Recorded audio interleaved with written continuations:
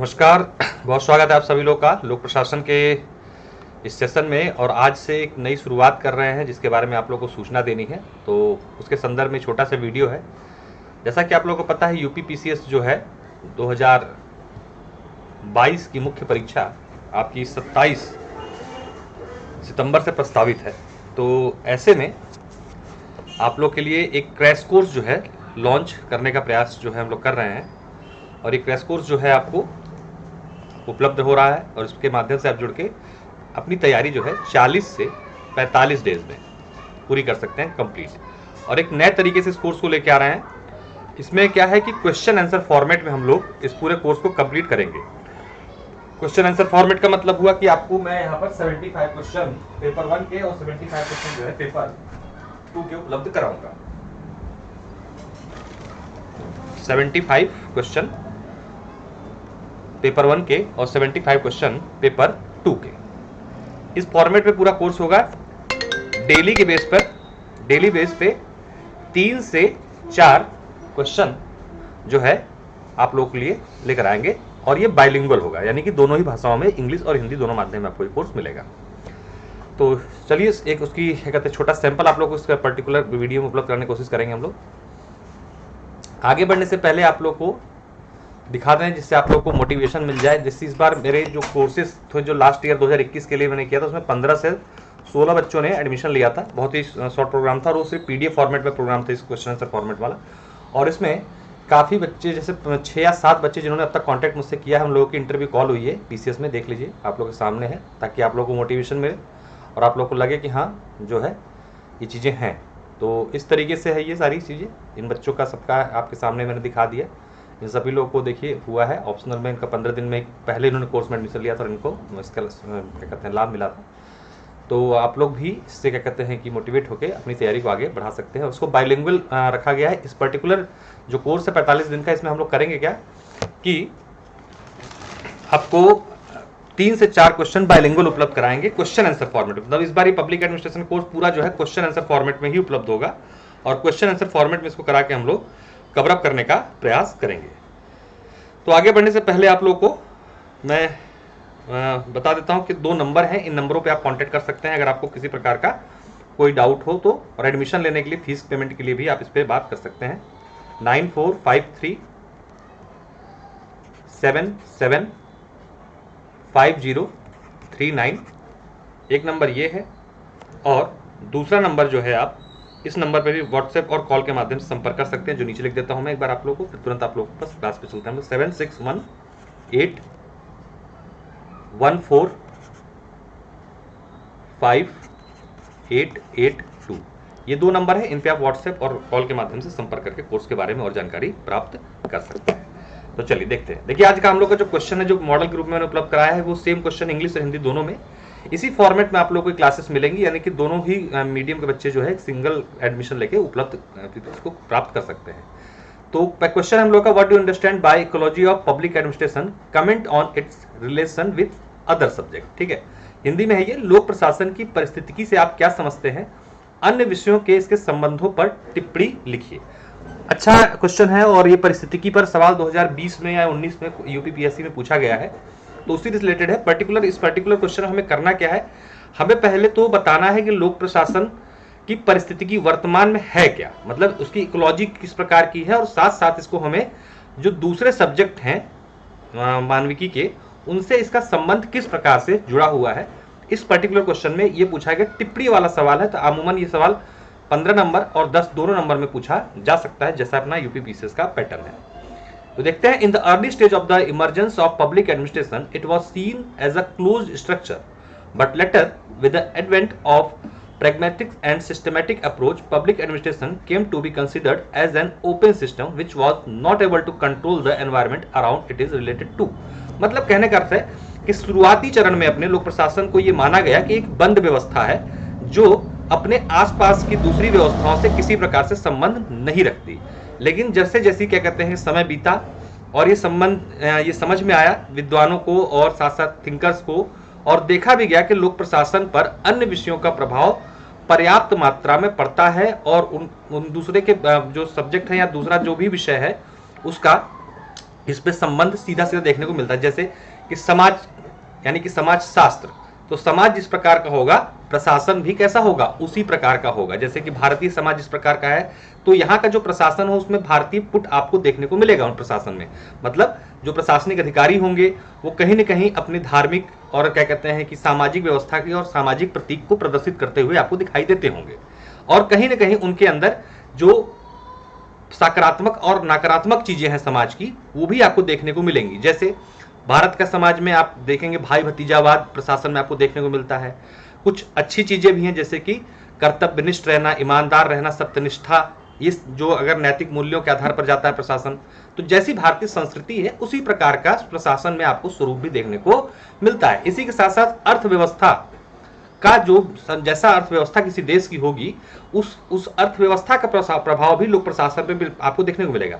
आप जाइए आज वर्तमान में कार्यालयों में सरकारी, वहां की स्थिति जर्जर है। क्यों जर्जर है? क्योंकि सरकार के पास उतने पैसे नहीं है कि सरकार इंफ्रास्ट्रक्चर पर बहुत काम कर सके। वही अमेरिका के किसी क्या कहते हैं, आप सरकारी विभाग में चले जाइए तो आपको लगेगा ये तो 5 स्टार होटल है। तो अंतर क्या है? ये अर्थव्यवस्था का, यानी कि अर्थव्यवस्था भी कहीं ना कहीं प्रशासन को क्या कर रही है, प्रभावित कर रही है।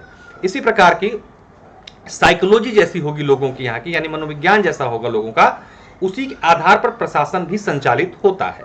ठीक है, जिस प्रकार की राजनीतिक विज्ञान होगा यानी राजनीति होगी, वो भी लोक प्रशासन को प्रभावित करेगी। ध्यान रखिएगा, तो हर सब्जेक्ट का कहीं ना कहीं प्रभाव है। शुरुआत में माना गया कि लोक प्रशासन एक जो है अंतर्मुखी विषय है, यानी कि लोक प्रशासन एक बंद संरचना है, इस पर किसी का कोई प्रभाव नहीं पड़ता। लेकिन धीरे धीरे समय के साथ ही पाया गया कि ऐसा बिल्कुल भी नहीं है, अन्य विषयों का प्रभाव इस पर पड़ता है।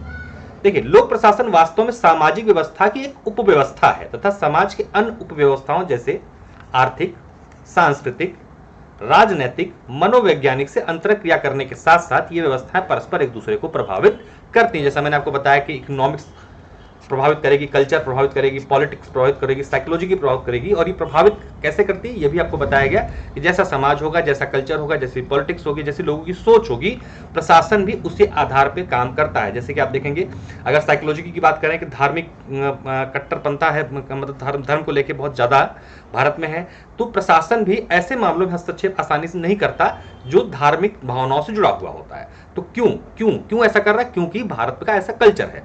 तो ये मैं बताने की आप कोशिश कर रहा हूं कि यहाँ पर लोक प्रशासन की परिस्थिति कैसी है, प्रभावित होने वाली है, यानी दूसरे सब्जेक्टों के साथ। देखिए, एक डायग्राम इस तरीके से आप लोग बना सकते हैं। हमने देखा लोक प्रशासन का उपव्यवस्थाओं से अंतरक्रिया, interaction of public administration with sub systems, यानी कि फाइनेंशियल, साइकोलॉजी, कल्चर, पॉलिटिक्स, इस तरीके से आप एक डायग्राम दे सकते हैं बीच में, ताकि चीजें स्पष्ट हो जाएं। और इसका बहुत इफेक्ट पड़ता है।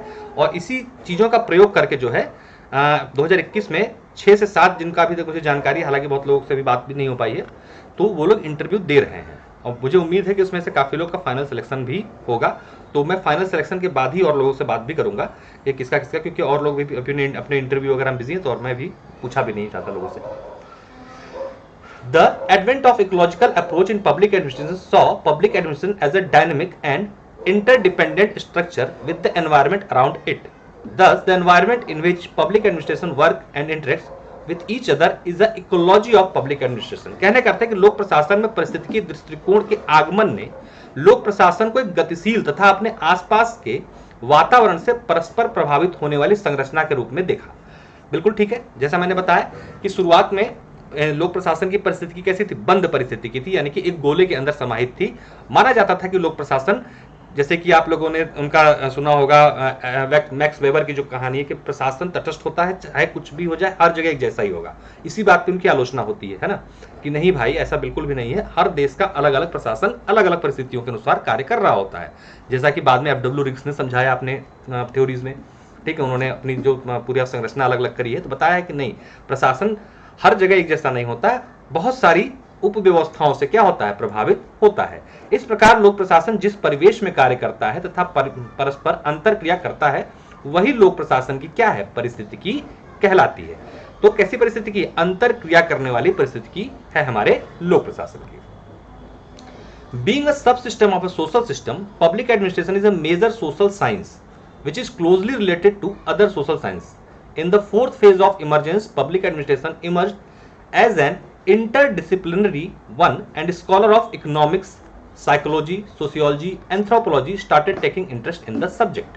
तो जैसे जैसे क्रमबद्ध तरीके से अपने चौथे चरण के विकास में जब अपना लोक प्रशासन पहुंचता है, जो आप लोग उद्भव वाला जब क्वेश्चन कराऊंगा तो उसमें आप देखेंगे कि उद्भव जैसे जैसे होते चौथे चरण में पहुंचता है, वहां पर ये बहुत ज्यादा अंतर विषयी हो जाता है और अर्थशास्त्र, मनोविज्ञान, समाजशास्त्र और एंथ्रोपोलॉजी आदि विषयों के साथ क्या होता है कि जो विद्वान होते हैं इसमें रुचि लेना शुरू कर देते हैं। क्यों? क्योंकि देखते हैं कि इसका प्रभाव जो है लोक प्रशासन पर पड़ रहा है। तो इसका कब से उद्भव हुआ, मतलब जो आप देखते हैं कि कब हुआ ये इंटरडिसिप्लिनरी, चौथे चरण में। हालांकि मैं सिर्फ एक डेमो वीडियो है, जब हम लोग क्रमबद्ध तरीके से चलेंगे तो आप लोग को यूनिट वाइज कराऊंगा। इसमें सबसे पहली बात बताना जो भूल गया मैं आप लोग को, ये पूरा यूनिट वाइज चलेगा। जो 75 क्वेश्चन आपको पेपर 1 की मिलेंगे वो यूनिट 1 से लेकर यूनिट 12-13 जो यूनिट है उसको कंप्लीट कराएंगे, फिर इसी तरीके से पेपर 2 के यूनिट 1 से लेकर 12-13 यूनिट तक लेके जाएंगे। यानी कि कंप्लीट पैकेज मिल जाएगा आप लोग को 150 सवाल। अगर आप अभी भी कुछ नहीं कर पाए अपने ऑप्शनल में और अभी भी आपको ऑप्शनल में अपने डर लग रहा है, तो आप जो है इसके माध्यम से आगे बढ़ के सिर्फ इतना करके भी अगर चले जाएंगे तो आपका काम बन जाएगा। लास्ट में मैं कुछ करंट अफेयर के अपडेट्स जो है वो भी उपलब्ध करा दूंगा, ताकि करंट से अपनी चीजों को आप अपडेट कर सकें अपने। देखिए, लोक प्रशासन का अन्य विषयों संबंध, ठीक है, तो आपने बता दिया किससे किससे संबंध है, अर्थशास्त्र, मनोविज्ञान, समाजशास्त्र, एंथ्रोपोलॉजी, राजनीतिक विज्ञान, ठीक है। ये थोड़ा सा फ्लो चार्ट वगैरह डालना हमें जरूरी होता है, क्योंकि आजकल देखा जा रहा है कि जहां पर जितना अच्छा प्रेजेंटेशन आपने दिया है उतने ही अच्छे नंबर आपको मिल रहे हैं। और इसका मैंने मतलब बहुत ही क्लोज तरीके से अनुभव किया है पिछले 2 सालों में। जो बच्चे दे रहे हैं, जो बच्चे इस चीज़ों का इस्तेमाल करके आ रहे हैं, उनसे डायरेक्ट मैंने बात की, उन्होंने कहा कि हाँ सर एकदम इज इट इज, मैंने क्या कहते हैं कि आपके फ्लो चार्ट वगैरह का यूज किया और मुझे इसका लाभ मिला है, साफ साफ मिला है, 20 में भी और 21 में भी, ठीक है, क्रमबद्ध तरीके से लाभ मिल रहा है। Public administration emerged as a branch of political science. शुरुआत में लोक प्रशासन की शुरुआत कैसे हुई थी भाई, एक राजनीति विज्ञान की शाखा के रूप में। Despite it's developed apart from political science, the relationship between politics and administration intervenes these two disciplines, where political express the will of people and formulates the corresponding policies. The administration is the main agency for the implementation of the policy. कुल मिला के कहने करते हैं यहाँ पे कि लोक प्रशासन का जो उदय हुआ था वो राजनीति विज्ञान की एक शाखा के रूप में हुआ था, लेकिन धीरे धीरे आगे चल के राजनीति और प्रशासन का द्विभाजन की बात होगी, हम लोग पढ़ेंगे जब उसमें आगे जब शुरुआत से करेंगे इसको। तो इसके विकास के बावजूद राजनीति और प्रशासन के बीच संबंध जो है अभी भी बने हुए हैं। पर बीच में क्या हुआ कि दोनों को एकदम अलग कर दिया गया कि नहीं, राजनीति एक अलग चीज है, प्रशासन एक अलग चीज है, दोनों का कोई लेना देना नहीं है। लेकिन जब धीरे धीरे चौथे चरण में अपने पहुंचता है तो ये माना जाता है, साइमन और अन्य विद्वान क्या कहते हैं, खंडन करते हैं इन चीजों का, कहते हैं कि ऐसा कुछ भी नहीं है।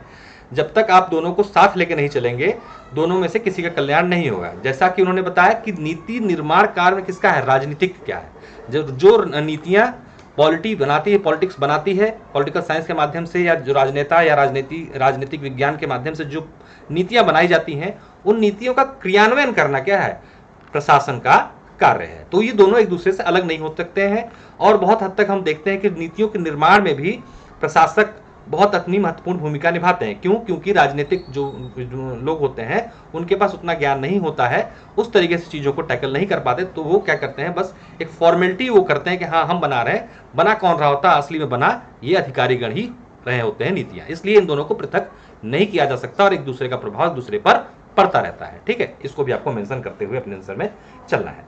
Similarly administration made up of social animal like human being cannot be completely isolate from the effect of sociology and psychology।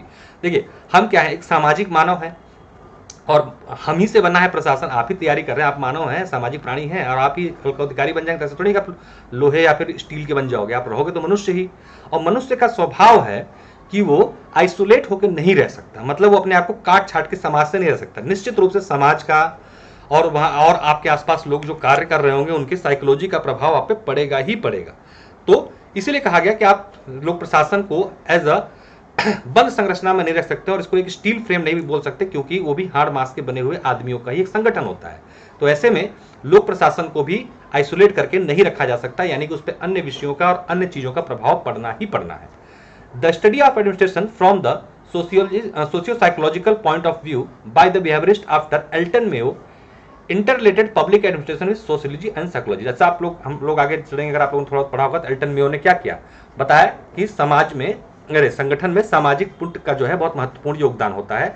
आप भले ही आर्थिक रूप से कितना ही क्या कहते हैं किसी व्यक्ति को, किसी वर्कर को समृद्ध बना लीजिए, लेकिन अगर वो सामाजिक रूप से संतुष्ट नहीं है, मनोवैज्ञानिक रूप से संतुष्ट नहीं है, तो वो क्या होगा, वो अच्छा प्रोडक्शन नहीं कर पाएगा। ये इन्होंने एल्टन मेयो ने बताया था जब व्यवहारवादी सिद्धांत का उदय धीरे धीरे करके होता है प्रशासन में तब।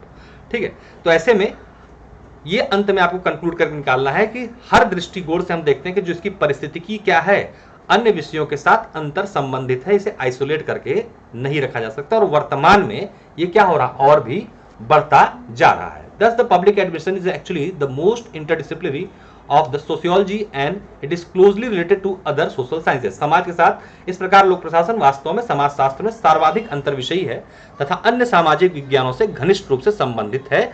और साथ साथ एक दो लाइन और जोड़ सकते हैं आपके वर्तमान में जिस प्रकार का क्या कहते हैं करंट से जोड़ जिस प्रकार से समाज में बदलाव हो रहे हैं और जो क्या कहते हैं नागरिक समाज है, मीडिया है, इनका भी प्रभाव जो है लोक प्रशासन पर व्यापक रूप से देखा जा रहा है और प्रशासन इनसे जुड़ता चला जा रहा है। नागरिक समाज से विशेष जो सेल्फ हेल्प ग्रुप हैं ये जो है और एनजीओज हैं ये लोक प्रशासन में कार्यरत हैं, कार्य कर रहे हैं साथ मिलकर, और कहीं न कहीं प्रशासन और इनके सकारात्मक गठजोड़ हमें देखने को मिल रहे हैं और समाज को इसका लाभ भी मिल रहा है, क्योंकि जहां प्रशासन नहीं पहुंच पाता है और ऐसी जगहों पर एनजीओ पहुंच के प्रशासन के हाथ पांव का कार्य करते हैं।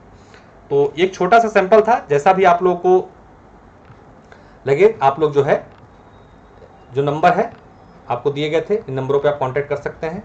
मैं आपको नंबर फिर से एक बार बता देता हूं, ठीक है, उस नंबर पे आप कांटेक्ट करके जो आपकी भी क्वेरी हो कुछ भी हो आप इसके बारे में जान सकते हैं। 7618145882, ठीक, इस नंबर पर आप व्हाट्सएप करके बात कर सकते हैं। और इसकी जो प्रोग्राम की फीस है 45 डेज प्रोग्राम है, इसकी फीस रखी गई 4100, ठीक है। गूगल पे, फोन पे, पेटीएम आप कर सकते हैं, जिस नंबर पेटीएम करना है आपको मैं वो भी बता देता हूं, बस एक मिनट रुक जाइए आप। इस नंबर पे आप पेटीएम कर सकते हैं, कोई क्वेरी करना हो इस पर डायरेक्ट मुझसे क्वेरी कर सकते हैं आप। 9453775039। इसके साथ हम लोग जीएस का भी चारों पेपरों का क्रैश कोर्स जल्दी लॉन्च करने वाले हैं। तब तक के लिए बहुत बहुत धन्यवाद, नमस्कार।